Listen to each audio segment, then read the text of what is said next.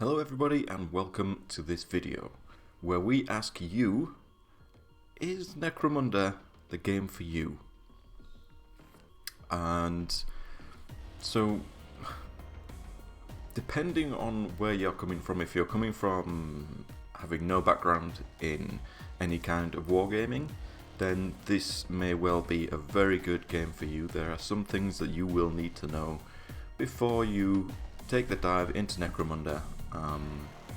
There are many benefits to playing this game, and some things that some people could call negatives or drawbacks, but we'll go into them as we progress. So yeah, let's get into the whys and wherefores of why you should or maybe you shouldn't play this game, play Necromunda. Quick preface, Necromunda is my favourite Games Workshop based game, and it's because of its changeability, the massive, the way every game is different, is what makes this game so much fun and enjoyable, and the fact that it's not as long as in general your other Warhammer games. You have Age of Sigmar, you have Warhammer 40k. It's not going to take 3 hours or more, even more, to play a game. A game could normally lasts me at the most an hour and a half, at least about 40-45 minutes, depending on how the game turns out and the mission that you're playing. Also depending on your opponents. Here in Spain, the people at the community they do a lot of talking to people who aren't even playing the game, so they'll chat to people on the side while you're playing the game, so this can extend the game's time by a substantial amount. But anyway, let's crack on and do this. So, first of all, one of the things to keep in mind is Necromunda is a game about gangs. It's gang warfare. Now, a gang is a bunch of individuals with all their own quirks, personalities, traits, and while they may have the same kind of dress sense or dress code for a gang, they are largely also going to be wearing different colours, different clothes, but having some recognisable themes and patterns and colours within the gang themselves. So this is something that everybody needs to bear in mind. It's a gang. It's a bunch of people that have come together there and are brought together for one reason or another, but they all still are their own individual people. And what are they not? They are not elite, well-trained soldiers that are all armed and equipped the same. This is not what a gang is. So these guys here are a fine example of what Necromunda is not about. They are not elite. They're people that will run away when people start to get shot. You know, they're not afraid that they'll flee to live another day. They are not well-drilled, well-trained soldiers. Something else for people to bear in mind is, if you are one of those players of Warhammer 40k or Age of Sigmar or any other wargame where your mentality is, I'm gonna win, I want to be the best, I'm going to kill everybody and win everything all the time, maybe Necromunda's not the game for you. Because not only is it not enjoyable to play against people who have this mentality, you are going to become very frustrated when single rolls of the dice can determine an entire game. You could lose one or two people, fail a bottle check on a 6 that you need to fail it, and you end up losing the game because either people start running away. You start failing cool checks. One of your leaders gets taken out of action and killed. But the I'm going to win it all the time mentality is not a healthy one for a good Necromunda gaming environment. You have to be able to take the losses when they happen and know when to take a loss. You know when to voluntarily bottle. If your gang's starting to fall apart, you have to know when you're going to concede, especially if you're playing campaigns. If you start playing a campaign and in your first game you have 4 fighters who are out of action and severely injured, and you carry on playing, it's going to hamper your progress through the rest of the campaign, as you're going to be missing fighters for the next game. You're not going to have enough credits to buy more fighters, so you're going to go into the next few games struggling against people that have either won their previous game and have lots of credits, more fighters, better equipment, or against people that have also lost but decided to cut the losses at a good time and still have more fighters than you, still have better equipment, more resources. So that's something to bear in mind. You cannot play Necromunda with the I'm going to win all the time mentality. And these people in general are not fun to play against. You will find them, not as many with Necromunda. Most people tend to play for fun and enjoy the game for what it is.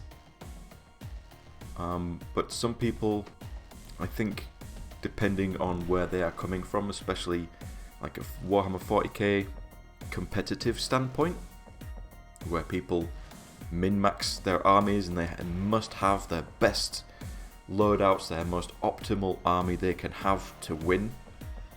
These people are generally not fun to play against in casual games, and Necromunda is very much a casual game. It's supposed to be fun. And it's a lot of fun. It's just frustrating when people turn up and they do what's coming next. Spam. This is generally, again, with the people that have the must-win mentality. They generally spam the best weapons that they can get in the game for their gang so that they can optimize their chances of winning. Again, going back to the gang where everybody's an individual, everybody has their own talents, quirks, personalities, skills. Some people just turn up and go, oh, I want this weapon because it's the best, and I want to equip every fighter with this weapon. Which coincidentally happened in my game the other night, where everybody was armed the same, nobody was painted, and you couldn't tell who was who, but they were all armed and equipped exactly the same. And it was the worst game of Necromunda I've ever had. It was the most boring game. Anyway, I won't carry on about that. But yeah, spam. This is one thing that can severely hamper people's enjoyment of not just Necromunda, but any game. If you're coming across from, say, Blood Bowl, especially after playing leagues and tournaments in Blood Bowl, I think this is a good game for a good alternative game, because while I love Blood Bowl, it is also one of my favourite games. The only thing it lacks is it's on a pitch which is 2D, and Necromunda has that 3D element where you can climb, you can fall, and there are so many other things that can happen in between.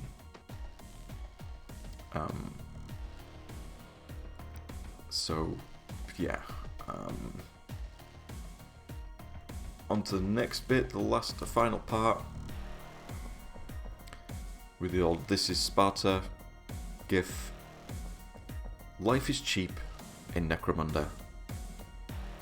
If you can't play a game and if you don't like having people potentially die or become maimed or severely injured through the rest of the campaign, like your leader could take a head wound and lose statistics, or could just be dead and instant killed. It's happened.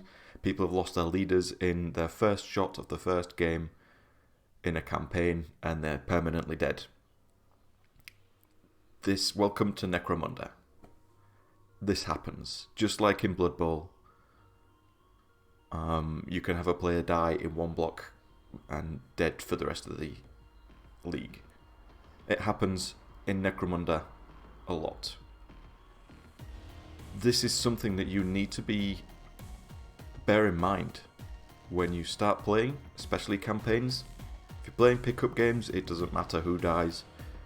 But if you want to play campaigns, which are the most fun part of Necromunda, you have to get it into your head that people are going to die, people are going to get maimed or crippled or enfeebled. You're going to miss gangers for a game. And yeah, it sucks when it happens, but it's part of the game. It's the nature of the game. So you have to be able to accept when somebody dies, when somebody takes one of your elite shooters takes a -1 ballistic skill from being shot in the eye, taking an eye injury. Yeah, it's harsh. Life in the Underhive is tough, and you have to be able to deal with it. So, yeah, it's not fun when it happens, but it's part of the game. You have to just accept it and move on. In fact, it tends to more become part of that gang member's personality. For example, one of my gangers for my Escher,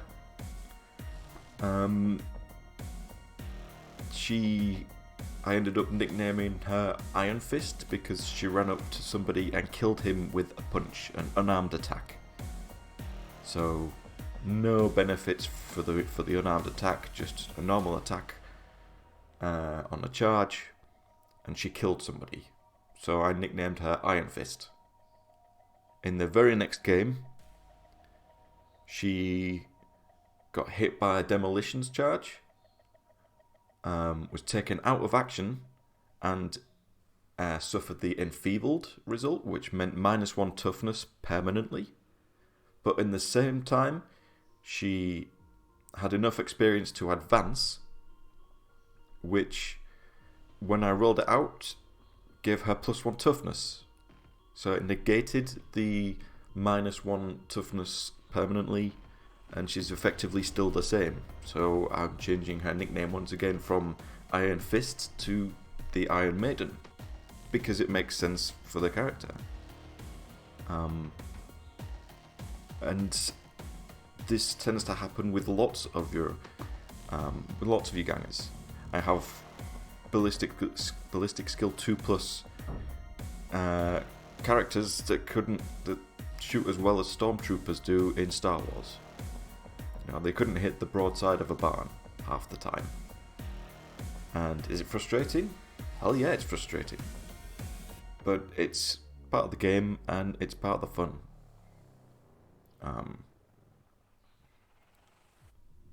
But that'll do for today. These are just some things that I'd like people to think about before getting into Necromunda. Some food for thought. And hopefully something that can make people better, not better players, but better opponents, people who you enjoy playing against with their gangs. Not just people that turn up with 50 template weapons, obviously not 50, but 10 guys with template weapons, and run around setting people on fire because they can.